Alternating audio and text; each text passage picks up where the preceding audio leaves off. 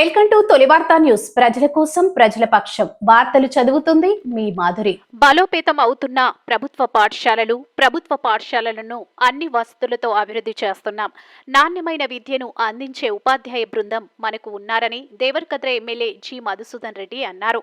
సోమవారం మధ్యాహ్నం మహబూబ్ నగర్ జిల్లా దేవరకద్ర నియోజకవర్గం మూసాపేట్ మండలం జానంపేట జిల్లా పరిషత్ ఉన్నత పాఠశాల ప్రధాన ఉపాధ్యాయులు గోపాల్ రాజ్ పదవి విరమణ కార్యక్రమానికి ముఖ్య అతిథిగా విచ్చేసి ఆయన ప్రసంగించారు. ఈ సందర్భంగా ప్రధాన ఉపాధ్యాయులు గోపాల్ రాజ్ దంపతులను గజమాలతో సన్మానించారు. జానంపేట పాఠశాలకు కావాల్సిన కాంపౌండ్ వాల్, పెయింటింగ్, ఇతర మౌలిక వస్తువులు కల్పించగలరని తెలియజేశారు.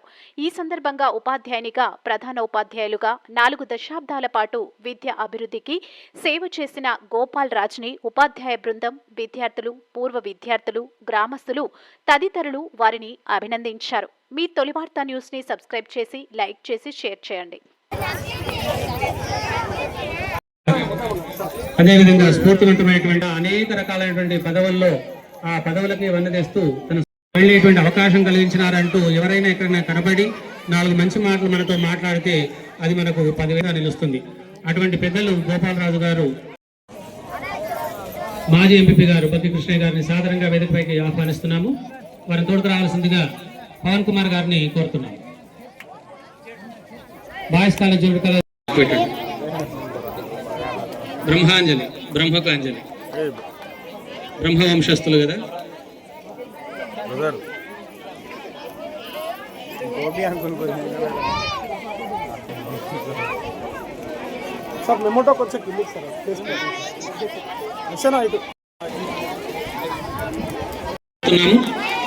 మీ అండదండలు ఎప్పుడు కూడా ఈ పాఠశాలకు, ఈ నియోజకవర్గంలో అత్యున్నతమైన ప్రమాణాలను తీర్చిదిద్దడానికి అందించాల్సిందిగా కోరుతున్నాం సార్. కలిసి చేస్తున్నాను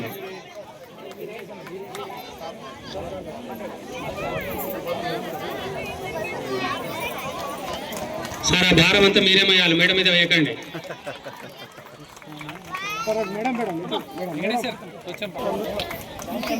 తెలిస్తే కదా స్వామి అందరిని పిలిచిన. అమ్మాయి ముందుకు రాండి తల్లి, ఇటు రాండి. అట్లా వెనక్కి రండి. సార్ అయ్యా, ఓ స్వామి, ఓ స్వామి.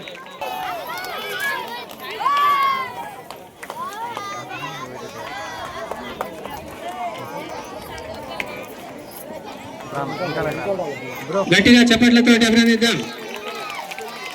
వచ్చిన మిత్రులు, అభిమానులు, పూర్వ విద్యార్థులు, ఉపాధ్యాయ బృందం.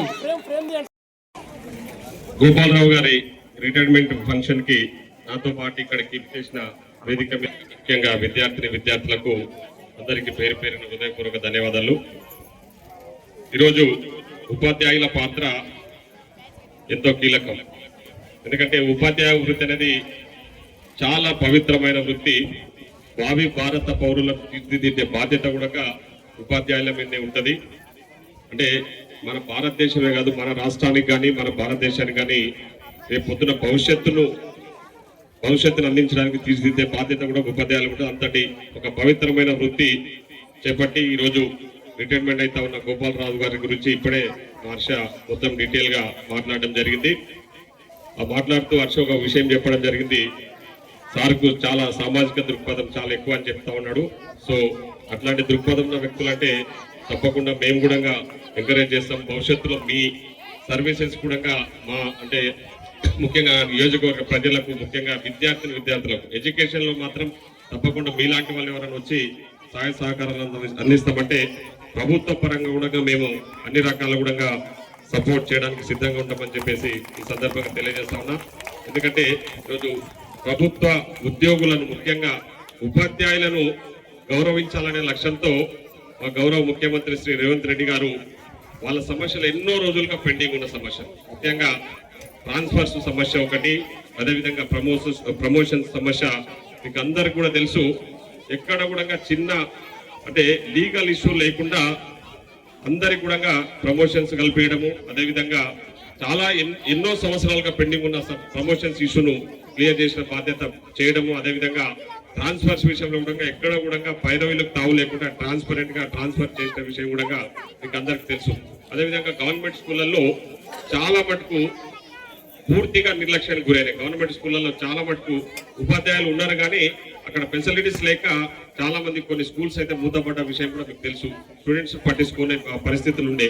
సో అవన్నీ దృష్టిలో ఉంచుకొని ప్రభుత్వ పాఠశాలలో మంచి వసతులు కల్పించాలన్న ఆలోచనతోన ఈరోజు ప్రభుత్వం పెద్ద ఎత్తున ఆలోచన చేస్తూ ఆ విధంగా ముందుకు పోతా ఉన్నాం.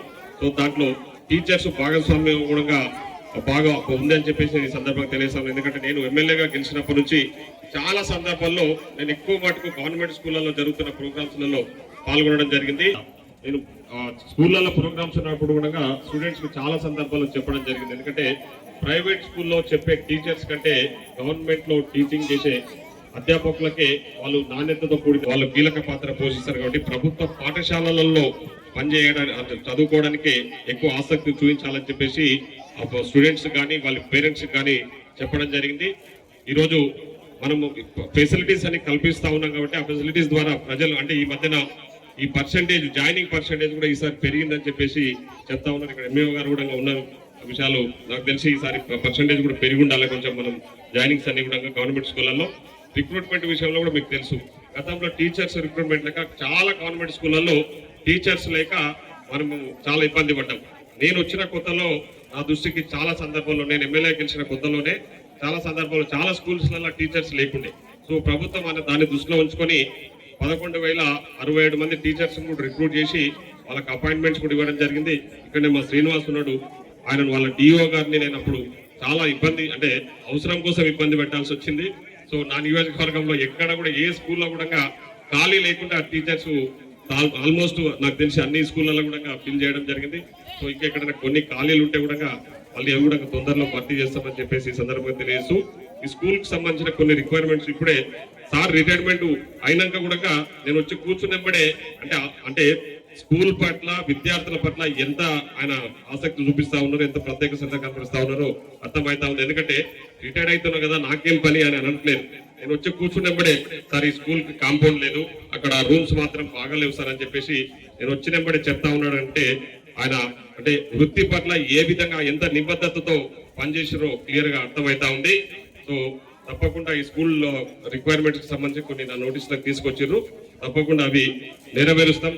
ఎందుకంటే చాలా స్కూళ్ళలో కొన్ని సమస్యలు ఉంటే పూర్తి చేయడం జరిగింది. ఇవన్నీ కూడా తప్పకుండా పరిష్కారం చేస్తామని చెప్పేసి తెలియజేసుకుంటూ అదే కాంపౌండ్ వాళ్ళు తర్వాత ఇంకేదో కొన్ని పెయింటింగ్ ఆల్రెడీ మేము అన్ని స్కూళ్ళలో పెయింటింగ్ వేయిస్తా ఉన్నాం. ఇది చిన్న విషయం, అది అయిపోతుంది. కాంపౌండ్ వాళ్ళని ఇప్పుడే మా పిఏ గారు కూడా చెప్పడం జరిగింది, తప్పకుండా శాంక్షన్ చేస్తాం. కాంపౌండ్ వాళ్ళు కట్టిద్దాం, దాంట్లో ఇబ్బంది ఏం లేదు. సో అడిషనల్ క్లాస్ రూమ్స్ గురించి కూడా అడుగుతా ఉన్నారు, తప్పకుండా దాన్ని కూడా తొందరలో నేను అధికారులతో మాట్లాడి ఏర్పాటు చేద్దామని చెప్పేసి తెలియజేసుకుంటూ ముఖ్యంగా ఈరోజు రిటైర్డ్ అవుతా ఉన్న గోపాలరావు గారి భవిష్యత్తు అంటే రిటైర్మెంట్ జీవితం కూడా ఆయుర ఆరోగ్యాలతో సుఖ సంతోషాలతో ఉండాలని, ఆయన సర్వీసెస్ భవిష్యత్తులో తప్పకుండా మా ప్రాంతానికి ఉపయోగపడే విధంగా ఉండాలని చెప్పేసి తెలియజేసుకుంటూ వారికి ప్రత్యేకంగా శుభాకాంక్షలు తెలియజేసుకుంటూ సెలవు తీసుకుంటాం. Thank you. సుమారు కూడినటువంటి విద్యుక్త ధర్మాన్ని నిర్వర్తించి తను ఎక్కడ పని చేసినప్పటికీ ఆ గ్రామాల్లోనే నివాసం ఉంటూ విద్యార్థులను క్రమశిక్షణతో తీర్చిదిద్ది ఇవాళ ఉద్యోగ విరమణ చేస్తున్నటువంటి మా అన్న, మా సొంతూరే చెప్పుకోవచ్చు, మా సొంతూరు శ్రీ గోపాలరాజు గారికి ఇంత పెద్ద సన్మాన కార్యక్రమానికి విచ్చేసినటువంటి గౌరవ స్థానిక ఎమ్మెల్యే జి మత్సోన్ రెడ్డి గారికి, ఎంఈఓ రాజేశ్వర్ రెడ్డి గారికి, గీతాదేవి గారికి, వేదిక మీద ఉన్నటువంటి అందరూ నాకు పరిచయమే. అందరికంటే ఎక్కువగా మా గస్టెడ్ ప్రధాన వీళ్ళందరూ కూడా ఉన్నారు. అన్నల పేర్లు అందరూ కూడా ప్రసన్న గారికి అందరికీ పేరు పేరున నమస్సుమాంజలు. బాయ్స్ కాలేజీ ప్రిన్సిపల్ భగవంతాచారి గారు ఇప్పుడే బీద పిల్లలకు కొన్ని వేలాది పుస్తకాలు పంపిణీ కార్యక్రమం చేసి ఇచ్చేశారు. వారికి అదే మా కుటుంబ సభ్యుడు మాజీ ఏఓ అగ్రికల్చర్ ఆఫీసర్ అయినటువంటి మా శ్రీనివాసరాజు గారికి, వారితో పాటు ఉద్యోగ ధర్మాన్ని నిర్వర్తించి ఇవాళ మిత్రుడికి ఉద్యోగ వీడ్కోలు ఇవ్వడానికి ఇచ్చేసినటువంటి అశేష ఉపాధ్యాయ లోకం చాలా. నేను వస్తుంటే అసలు ఎక్కడెక్కడ పనిచేస్తుందో ఇక్కడ కనబడుతుంది. నేను అనుకున్న మా గోపాలరావు సార్కు ఇంత, ఎందుకంటే ఆయన కృష్ణానది పుట్టిన తంగడి దగ్గరకు పోయొచ్చుడు ఉద్యోగ నిర్వహణలో, నేరడు బొమ్మలు చేసి వచ్చిండు.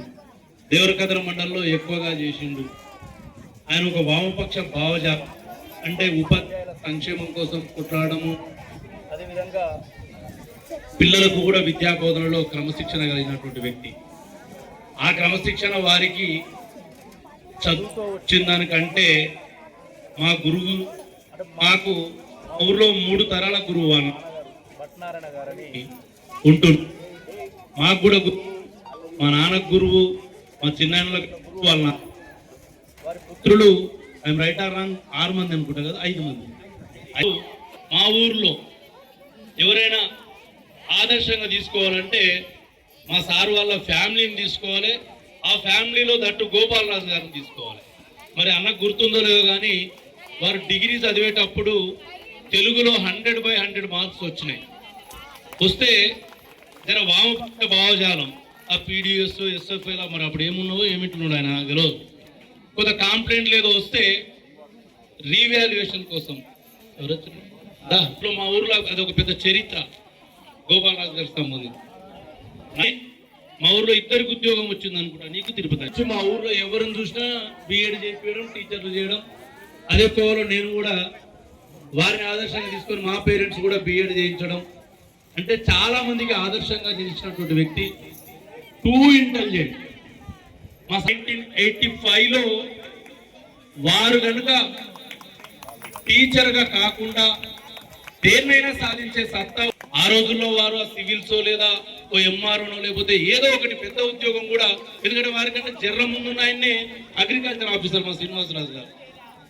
కాబట్టి ఈ 40 ఏళ్ల కాలంలో కూడా అటు ఉపాధ్యాయుల సంక్షేమం కోసం టీటీఎఫ్ సంఘంలో, తదుపరి నా పిఆర్టీ తెలంగాణలో మంచి పాత్ర పోషించిండు. విద్యార్థుల కోసం కూడా అది గుడిబండలో పనిచేసిన, లక్ష్మీపల్లిలో పనిచేసిన, నేరడగంలో పనిచేసిన, ఇక్కడ పనిచేసిన విద్యార్థుల కోసమే తప్పించిండు. కాబట్టి వారి భావి జీవితం కూడా, ఎందుకంటే శేష జీవితం అంటే మనకు తెలుస్తుంది, మ్యాథమెటిక్స్ టీచర్లు అందరికి తెలుసు, మనం శేషాన్ని చివరి వరకు లాగుతాం, ఏదో తన .01 అని పెడతాం, అది తేగలుగుతాం మనం.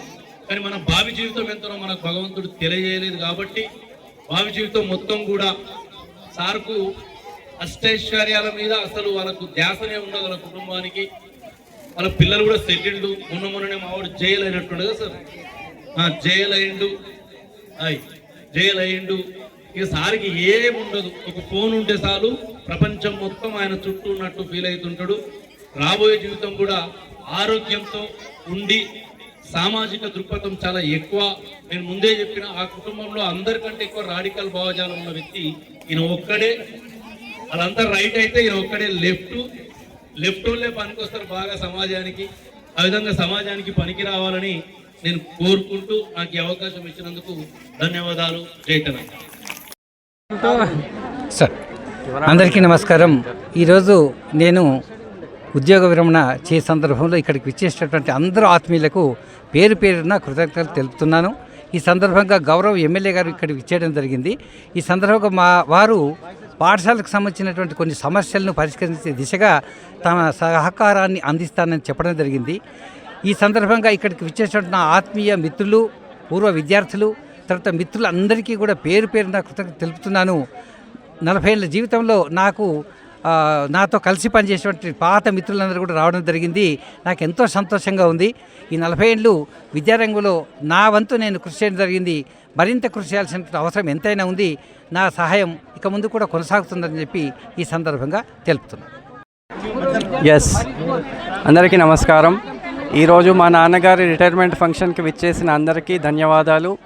ముఖ్యంగా నేను విద్యారంగంలో ఉద్యోగం వైపు వెళ్ళడానికి ముఖ్య కారణం, స్ఫూర్తి, ప్రేరణ నాకు మా నాన్నగారే. సో ఆయన తన కెరియర్లో సాధించిన సక్సెస్లో సగం నేను సాధించినప్పటికీ నేను సక్సెస్ అయినట్టుగానే నేను భావిస్తాను. మీ అందరి ఆశీస్సులు, మీ అందరి శుభాకాంక్షలు మా నాన్నగారికి, మా కుటుంబానికి ఉండాలని కోరుకుంటున్నాను. ధన్యవాదాలు. అందరికీ నమస్కారం. ఈరోజు జానంపేట హై స్కూల్లో మా నాన్నగారి యొక్క రిటైర్మెంట్ ఫంక్షన్ జరగడం జరిగింది. దీనికి ఇచ్చేసిన వాళ్ళందరికీ పేరు పేరున ధన్యవాదాలు తెలియజేస్తున్నాను. దాదాపుగా 4 దశాబ్దాల పాటు తను ఎంతో డెడికేషన్తో విద్యార్థుల కోసం చేసిన సేవల్ని వీటన్నిటిని రికగ్నైజ్ చేస్తూ ఎంతోమంది జిహెచ్ఎంలు, రకరకాల టీచర్లు, వేరే వేరే డిపార్ట్మెంట్ వాళ్ళు ఈరోజు విచ్చేసి ఆయనకు హార్దిక శుభాకాంక్షలు తెలియజేయడం జరిగింది. మా నాన్నగారు అని చెప్పడం కాదు కానీ ఆయన ఒక గొప్ప ఉపాధ్యాయుడు. ఫ్యామిలీకి ఏ లెవెల్లో అయితే తను డెడికేషను, ఫ్యామిలీకి ఏ రకంగా అయితే తన ప్రేమను పంచాడో అదే విధంగా తన ఉద్యోగం పట్ల కూడా అలాగే ప్రేమను పంచి తన పాఠశాలని ఇంకో రెండో ఇంటిగా భావించి చాలా పాఠశాల యొక్క డెవలప్మెంట్కి చాలా కృషి చేశారు. ఆయన ఆరోగ్యాలతో నిండు 100 ఏళ్ళు సంతోషంగా ఉండాలని కోరుకుంటూ అందరికీ ధన్యవాదాలు తెలియజేస్తున్నాను.